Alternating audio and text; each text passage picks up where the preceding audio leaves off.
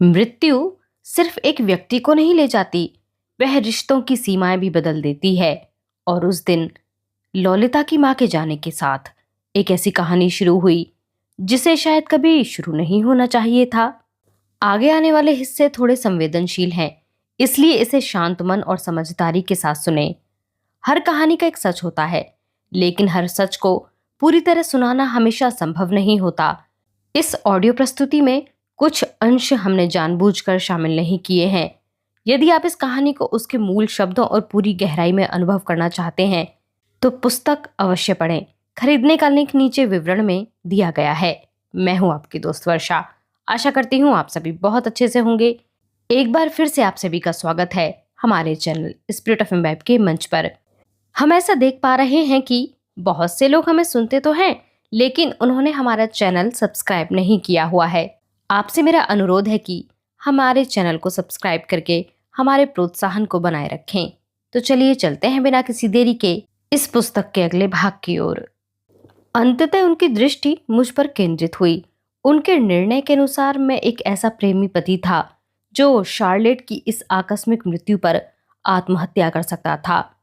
Charlotte की लाश नीचे रखवाकर जब मैं ऊपर आया तो जीन व जॉन मेरे साथ थे। जॉन की अपेक्षा जीन मेरे प्रति कुछ अधिक ही सहानुभूतिग्रस्त थी, किंतु जब मैं सीधे अपने कमरे की ओर बढ़ता चला गया तो वे मेरे पीछे आए। जॉन शब्दों से वह जीन कंधे पर हाथ रखकर मुझे सांत्वना देने हेतु संवेदनापूर्ण संभाषण में व्यस्त हो गए। मैं निश्चल बैठा बोर होता रहा। दूसरे दिन दोपहर तक मैं शार्लेट के सगे संबंधियों के मध्य उसके अंतिम संस्कार में व्यस्त रहा। उसे दफनाने के बाद जीन मुझसे बोली, सॉरी मिस्टर हम्बर्ट, हम अभी आए। मैं कुछ न बोला, जानबूझकर गंभीर चेहरा बनाए उन्हें देखता रहा। लगता है शार्लेट के पड़ोसियों के साथ बेहतर संबंध थे, जीन जाते जाते बोली। इसीलिए पड़ोसी बेहतरी से पेश आए, वरना रो रो कर आपको आत्महत्या हेतु विवश कर देते। मैं क्या कहता, मैं पूर्ववत खामोश रहा। जीन चंद पलों तक सहानुभूतिपूर्ण दृष्टि से मुझे देखती रही। तत्पश्चात जीन ने मेरा कंधा थपथपाया। जीन के स्पर्श से मेरे भीतर कुछ सरसराया, किंतु मैं पूर्ववत बैठा रहा। जीन व जॉन बाहर की ओर बढ़ते चले गए। शाम तक मैं अपने बेड पर ही पड़ा रहा। मस्तिष्क में भिन्न भिन्न विचार आते रहे। उन विचारों के मध्य शार्लेट का मुस्कुराना, तत्पश्चात कुचला विभत्स चेहरा चकराता रहा। मेरे एकाकीपन में किसी ने बाधा न डाली। शाम को जीन व जॉन आए। कॉफी के दौरान जॉन शार्लेट के संबंध में ही बातें करता रहा। जीन शार्लेट से हुई प्रथम मुलाकात के संस्मरण सुनाती रही। मैं गौर से सुनने का अभिनय करते हुए मन ही मन ऊबता रहा। जीन व जॉन पर विश्वास का परचम लहराना नितांत आवश्यक था। कहीं वे शार्लेट की मौत के बाद ललिता की परवरिश हेतु मुझे अयोग्य न साबित कर दें, इसकी फिक्र मुझे थी। मैं चाहता था कि उन्हें खुद नजर आ जाए कि शार्लेट के बाद लो की परवरिश हेतु ही मैं एकमात्र योग्यतम व्यक्ति हूँ। इस मसले पर मैं पूरी तरह गौर कर चुका था। मैंने जीन व जॉन को एक काल्पनिक कहानी सुनाई जो कि मेरे शार्लेट के संबंधों को पुख्ता करती थी। शार्लेट की युवावस्था का एक फोटो मेरे पास था, जिसे मैंने शार्लेट की व्यक्तिगत अलमारी से हासिल किया था। उसे उनको दिखाते हुए बताया कि दरअसल हमारी व शार्लेट की मुलाकात 15 वर्ष पूर्व हुई थी। उस समय हम दोनों युवा थे, ना ही उसकी शादी हुई थी ना ही मेरी। एक दूसरे से मिलने के बाद ही दोनों एक दूसरे के प्रेमाकर्षण में बंध गए। 2 साल बाद सहसा मुझे यूरोप जाना पड़ा। उसी समय का फायदा उठाते हुए शार्लेट के माँ बाप ने उसकी शादी अन्यत्र कर दी। इस वक्त शार्लेट गर्भस्थ थी। काफी दिनों तक यूरोप में भटकने के बाद जब मैं लौटा तो मालूम हुआ कि शार्लेट न केवल पराई हो चुकी, वरन एक बच्ची की माँ भी है। चूंकि मैं उसकी शादी के 7 माह के बाद ही आया था, इसलिए मुझे समझते देर न लगी कि शार्लेट को उत्पन्न बेटी मेरी संतान थी, जिसे शार्लेट का पति अपनी ही संतान समझता था। बेटी के बाद शार्लेट के पति के द्वारा एक पुत्र उत्पन्न हुआ जो अधिक दिन जीवित न रह सका। बेटे के उत्पन्न होने की बात ही ऐसी थी जो कि सत्य थी, इसलिए जीन फौरन बोल उठी, मिस्टर हम्बर्ट ठीक कह रहे हैं। ये बात मुझे शार्लेट ने बताई थी। उसने ये भी कहा था कि ये बात वह केवल मुझे बता रही है, अन्य किसी को ये बात मालूम नहीं। आप सच कह रही हैं। इन बातों का ब्यौरा शार्लेट ने मुझे दिया था। साथ ही ये भी कहा था कि जीन मेरी सबसे प्यारी व विश्वस्त सहेली है। यही नहीं, अभी तो कोई ऐसा दिन न गुजरता था जिस दिन वह आपको याद न करे। जीन के चेहरे पर खुशी की लहर दौड़ गई। ललिता को मैं अपनी बेटी करार देने पर क्यों तुला हुआ था, आप समझ सकते हैं। मैं ऐसा इसलिए कर रहा था ताकि वह जरूरत के समय लोगों के सामने झूठ बोल सके कि मेरी और शार्लेट की पहचान 15 वर्ष पूर्व से रही है। उसने कॉफी का कप प्लेट में रखते हुए जॉन की तरफ देखा, मानो कह रही हो, देखा, सच्चे प्रेमी ऐसे होते हैं। जीन और जॉन अपने किसी काम से बाहर गए ही थे कि कुछ देर बाद लेस्ली मुझसे मिलने चला आया। उसे मैंने सड़क पार करके घर की ओर बढ़ते देख लिया था। उसे आता देखकर मेरे दिमाग में तेजी से एक बात आई। मैं तेजी से लपक कर हॉल की ओर भागा। दरवाजा खोलने से पहले मैंने टेलीफोन का रिसीवर हुक पर से उठाकर मेज पर रख दिया। जाकर दौड़ते दौड़ते दरवाजा खोला और लेस्ली से बिना कुछ बोले अंदर जाकर फोन उठा लिया। जब लेस्ली अंदर आया तो मैं फोन पर बातचीत कर रहा था। हाँ, जरा जोर से बोलिए, सुनाई नहीं दे रहा है। नहीं नहीं, बहुत जरूरी है, आप हर हालत में मुझे पता दीजिए। जी हाँ, घर पर ही रहूंगा। देखिए, पैसों की परवाह न कीजिएगा। अच्छा, गुड बाय। अब तक लेस्ली अंदर आकर कुर्सी पर बैठ गया था। मैंने उससे क्षमा मांगते हुए बताया कि ललिता के कैंप इंचार्ज से बात कर रहा था। मैं चाहता था कि ललिता घर आ जाए, लेकिन इंचार्ज ने बताया है कि वह 2-3 दिन के लिए पर्वतारोहण के लिए गई हुई है और कल शाम तक लौट आएगी। हम इस विषय पर बात कर ही रहे थे कि तब तक जॉन और जीन आ गए। मैंने उन्हें भी वही बता दिया जो लेस्ली को बता चुका था। अब क्या किया जाए? जॉन ने कहा। हाँ, कुछ ना कुछ तो करना ही पड़ेगा, जीन बोली। आप लोगों को कुछ ना कुछ सोचना चाहिए, लेस्ली ने कहा। थोड़ी देर तक हम चुप रहे। फिर जॉन ने सुझाव दिया, मैं गाड़ी लेकर चला जाता हूँ और ललिता को अपने साथ ले आऊंगा। अभी जॉन की बात पर विचार होना शुरू भी ना हुआ था कि फोन की घंटी फिर बजी। मैं उठकर फोन पर गया और हेलो कहते ही पता चला कि फोन लेस्ली के लिए है। उसका मैनेजर कुछ जरूरी कागजातों पर उससे हस्ताक्षर कराना चाहता है। लेस्ली माफी मांगकर चला गया। हम कमरे में 3। लेस्ली के जाते ही मैंने जॉन से कहा, अब क्या सोचा? जॉन कुछ कहता इससे पहले ही जीन कह गई, अगर तुम चले जाओगे तो हम यहाँ अकेले न रह जाएंगे। जॉन चुप हो गया। मैं भी चुप हो गया। फिर दोबारा जीन ही बोली, खैर कोई बात नहीं, मैं इनके यहाँ ही सो जाऊंगी। उसने यह बात कुछ अंदाज से कही थी कि रात अकेले में मैं उसके कथन का अर्थ तलाशने की चेष्टा करता रहा। जब मैंने देख लिया कि दोनों पति पत्नी हाथ धोकर पीछे पड़ गए हैं तो एक्टिंग का सहारा मुझे लेना पड़ा। मैंने उन्हें समझाना शुरू किया कि अगर उसे लेने कोई और गया तो वह झट सवाल करेगी कि उसकी माया मेरे में से कोई क्यों नहीं आया। ना आने की वजह बताई गई तो माँ की मौत का जबरदस्त शौक उसे लगेगा। इस शौक से कहीं वह पागल ना हो जाए। मैंने सोचा था तीर निशाने पर लगेगा। इतनी बड़ी जिम्मेदारी कोई भी उठाने को तैयार ना होगा कि शौक लगने से पागल ना होने की बात को नकार सकता। पति पत्नी चुप हो गए। कुछ देर खामोशी रही। फिर जॉन ने कहा, देखिए, हम लोग शार्लेट को पिछले 1.5 साल से जानते हैं। उसकी मृत्यु के बाद ललिता की जिम्मेदारी हम पर आ जाती है।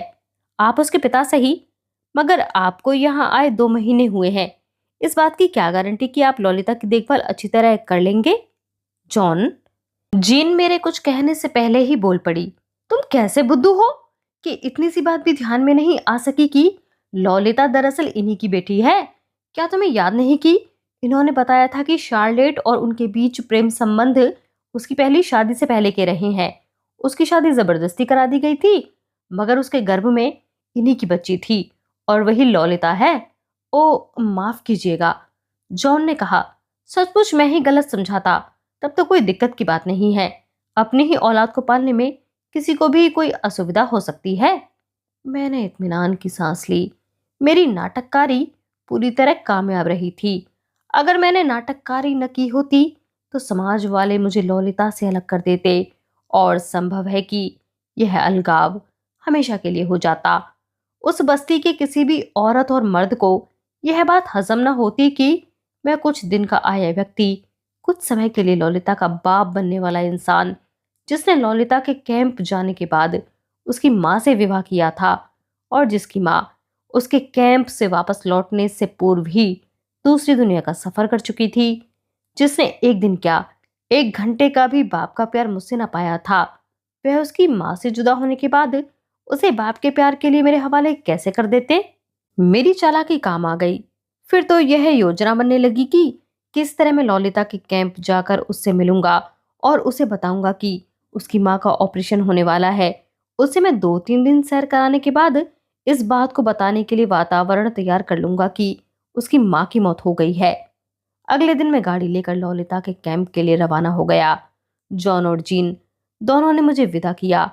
विदा के समय जीन ने मेरी ओर हाथ बढ़ाया, अपना हाथ मेरे कंधे पर रखकर कहा, अपना ख्याल रखिएगा। अब तो बच्ची आपके जिम्मे तो है ही, लेकिन बच्ची से ज्यादा आपका डर है। मैं उस समय उसके इतना करीब था कि उसकी आंसुओं से झिलमिलाती आंखों को मैं साफ देख सकता था। मैं गाड़ी पर हवा में उड़ा जा रहा था। यह 15 अगस्त 1947 तक की कहानी है, जिसके लिए जी चाहता है कि मैं अपनी डायरी के सारे पृष्ठों को ललिता ललिता ललिता लिखकर भर दूं। आप यह भी समझ सकते हैं कि शार्लेट की मृत्यु के बाद मेरे सामने ललिता से मिलने के सारे रास्ते खुल गए थे और मैं मजे से सुख की सांस लेता हुआ, कल्पनाओं में डूबा हुआ, अपनी मंजिल पर बढ़ा चला जा रहा था। पर वास्तव में ऐसा था नहीं। शार्लेट की मौत के बाद मुझे और भी फिक्र घेरे हुए थी। मुझे यह भी सोचना पड़ रहा था कि अगर ललिता ने मेरे साथ आने से इनकार कर दिया तो, या ललिता मेरे इरादे को भांप गई तो।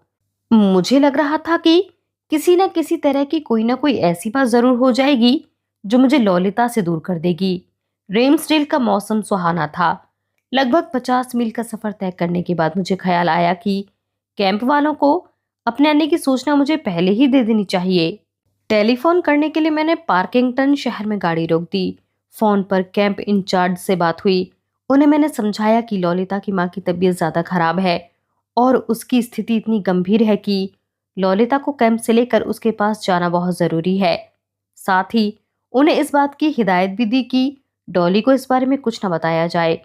उधर से टेलीफोन बंद करने से पहले मुझे आश्वासन दिया गया कि घबराने की कोई बात नहीं है, जब मैं वहां पहुंचूंगा तो वह तैयार मिलेगी। पार्किंगटन का मौसम बहुत खराब हो गया था। तेज बारिश पड़ने लगी थी। आंधी तूफान के साथ बारिश में सफर करना कहीं की भी अक्लमंदी न थी।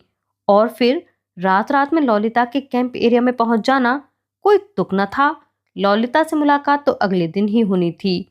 मैंने यह भी सोचा कि ललिता से मिलते ही सबसे पहले उसे बाजार ले जाऊंगा और उसे जी भर कर चीजें खरीदने की छूट दे दूंगा, ताकि वह मुझ पर दिलो जान से न्यौछावर हो जाए। लेकिन इस खाली समय का उपयोग करने के लिए मैंने ललिता को साथ ले जाकर खरीदारी करने की बजाय खुद ही उसके लिए कुछ चीजें खरीदने का फैसला किया। मैंने सोचा अगर वे चीजें उसे लाकर दे दूंगा तो वह आश्चर्यचकित हो जाएगी और अपनी आदत के मुताबिक उछलकर मेरी गर्दन से लिपट जाएगी। बारिश के बावजूद मैं खरीदारी करने चला गया। शॉपिंग पूरी करने के बाद मेरी गाड़ी में एक के बजाय दो दो सूटकेस थे। पहला सूटकेस मैं रेम्सडेल से लेकर चला था और दूसरे सूटकेस में ललिता के लिए खरीदे गए ढेरों सामान थे। रात मैंने पार्किंगटन में ही गुजारी। होटल में डिनर लेते समय मुझे ख्याल आया कि रात ललिता के साथ किसी अच्छे होटल में ठहरने का इंतजाम मुझे पहले से ही कर लेना चाहिए। खाना खा लेने के बाद मैंने कमरे में जाकर सामान निकाला और आसपास के शहरों में ऐसा शहर ढूंढने लगा जो ललिता के कैंप से ना बहुत अधिक दूर हो न बहुत अधिक नजदीक।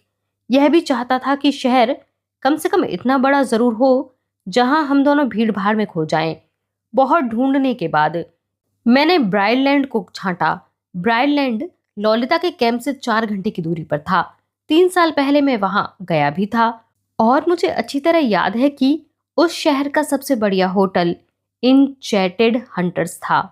मैंने सोचा फोन करके डबल बेड का कमरा बुक करा लेना चाहिए।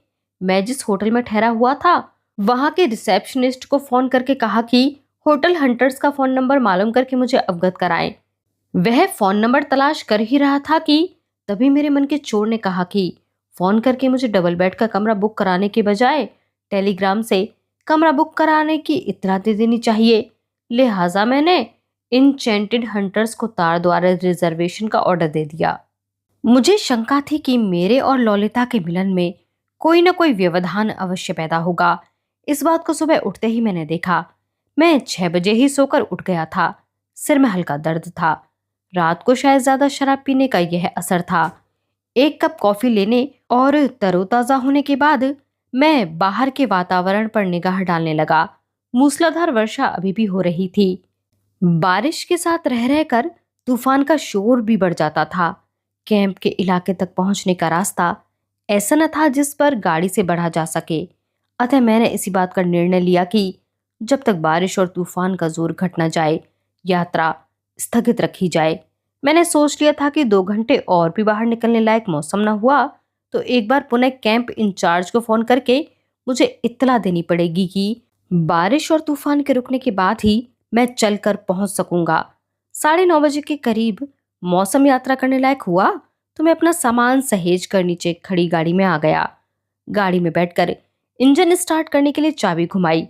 3 बार ट्राई करने के बाद भी इंजन स्टार्ट न हुआ तो मुझे शक हुआ। मैंने हुड उठाकर देखा। पिछली शाम बारिश में घूमते रहने की वजह से बैटरी खराब हो गई थी। बैटरी ठीक कराई। लगभग 11:30 बजे चलकर मैं 2:30 बजे के आसपास कैंप पहुंचा। गाड़ी को चीड़ों के झुरमुट की छांव में खड़ा किया और कैंप का पता पूछने की कोशिश की। रास्ता दिखाने के लिए एक साइकिल वाला मुझे मंजिल तक ले गया। कैंप में अंदर पहुंचकर कैंप इंचार्ज से मुलाकात करने में मुझे 5-7 मिनट इंतजार करना पड़ा। फिर वह मुस्कुराती हुई आई और देरी के लिए माफी मांगने के बाद कहने लगी, आप ठीक वक्त पर आ गए हैं। डॉली बिल्कुल तैयार है। मैंने उसे सिर्फ इतना बताया है कि उसकी माँ की तबीयत कुछ खराब है और उसका इलाज जारी है। मैंने धन्यवाद अदा कर बिल मांगा, पैसे अदा किए और इधर उधर देखने लगा। उसी समय क्लर्क ने एक रजिस्टर मेरे सामने लाकर रख दिया। मैं रजिस्टर के पृष्ठ पलटने लगा। हस्ताक्षर करने के लिए मैंने जेब से पेन निकाला ही था कि मुझे लगा ललिता आ गई है। मेरा दिल जोर जोर से धड़कने लगा। शायद चेहरा भी लाल पड़ गया था। ना चाहते हुए भी जब मैंने पीछे मुड़कर देखा तो पाया कि वह अपनी अटैची घसीटती डगमगाती हुई चली आ रही है। मुझसे नजरें मिलाते ही उसने कहा, हेलो, और अधखुले होठों से मुस्कुराती हुई मेरे जवाब का इंतजार करती दीवार से सर लगाकर खड़ी हो गई।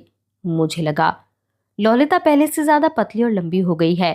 फिर उस पर भरपूर नजरें जमाते ही मुझे एहसास हुआ कि मेरे सामने सौंदर्य की वही आधारवर्ती प्रतिमा खड़ी है जिसके शरीर की रेखाओं को छूने के लिए मैं बारिश और तूफान में भीगता, जंगलों और पहाड़ियों को लांघता इतना बड़ा खतरा उठाकर वहां आ गया हूं। मैंने आगे बढ़कर उसके कंधे पर हाथ रख दिया और बाल सहलाने लगा। गाड़ी में बैठते ही उसने अपने घुटनों पर मंडराती एक मक्खी का काम तमाम किया। उसके बाद उसने उचक कर शीशों में से तेजी से पीछे छूटते कैंप को देखा और फिर खिड़की का दरवाजा खोलने के बाद आराम से जमकर बैठ गई। माँ कैसी है? उसने पूछा। घबराने की कोई बात नहीं है। डॉक्टरों ने सलाह दी है कि रेम्सडेल की बजाय उसे लेम्पिंग विले में रहना जरूरी है। तुम उसके बारे में जानती हो ना? लेम्पिंग विले गांव है, वहां 19वीं सदी का महान कवि। हम वहां कब तक पहुंच जाएंगे? उसने बीच में ही मेरी बात काट दी। तेज से तेज चले तो भी 9 बजे से पहले नहीं पहुंच सकते। अतः आज की रात हमें ब्राइसलैंड में ही रुकेंगे। कल सुबह लेम्पिंग विले जाने की सोचेंगे। और कहो, तुम्हारे कैंप का अनुभव कैसा रहा? ठीक रहा। तुम्हें मेरा अचानक आना बुरा तो नहीं लगा? नहीं। कोई बात करो। तुम तो हाँ ना में जवाब दे रही हो। क्या बात करूं डैडी? मुझे लगा कि वह मेरा मजाक उड़ा रही है। कैंप के अनुभवों के बारे में बताओ। एक बात बताओगे? क्या? तुमने मेरी मम्मी से विवाह क्यों किया? तुम अभी बच्ची हो, अभी ये बातें समझ नहीं सकोगी। जब बड़ी हो जाओगी तब जानोगी कि भावनाएं और परिस्थितियां कई बार व्यक्ति को अनायास ही संबंध जोड़ने के लिए बाध्य कर देती हैं। वह चुप रही। शायद बोर हो गई थी, शायद उसे पता चल गया था कि मैं झूठ बोल रहा हूं। थोड़ी देर तक हमारे बीच चुप्पी व्याप्त रही। हमारी गाड़ी सरसराते हुए लैंडस्केप पहाड़ियों पर से गुजरती रही। मुझे तुम्हारी याद आती थी। फिर मैंने ही चुप्पी तोड़ी। इससे क्या फर्क पड़ता है? अब तो तुम्हारे पास मम्मी है। मेरी याद करने का तो वक्त भी मुश्किल से मिलता होगा। ऐसा क्यों सोचती हो? मैंने गाड़ी की स्पीड धीमी करते हुए कहा। तुम नहीं जानते? तुमने इतनी देर से मुझे प्यार तक नहीं किया। पैर एकाएक ब्रेक पर जा पड़े और गाड़ी रुक गई। अगर माँ को कहीं हमारे बारे में पता चल गया तो क्या होगा? ललिता ने अचानक पूछा। अब गाड़ी दोबारा सड़क पर दौड़ने लगी थी। मैंने ललिता के आदेश का उत्तर देते हुए कहा, कैसी बात करती हो? तुम्हें ऐसी बातें नहीं करनी चाहिए। क्यों? क्या हम एक दूसरे को प्यार नहीं करते? मेरा ख्याल है कि कल यहाँ भी काफी बारिश रही होगी। तुमने कल का समय कैसे गुजारा? किसी किताबी हीरो की तरह एक्टिंग मत करो डैडी। कैंप में अवश्य ही कुछ ना कुछ नई बात हुई होगी।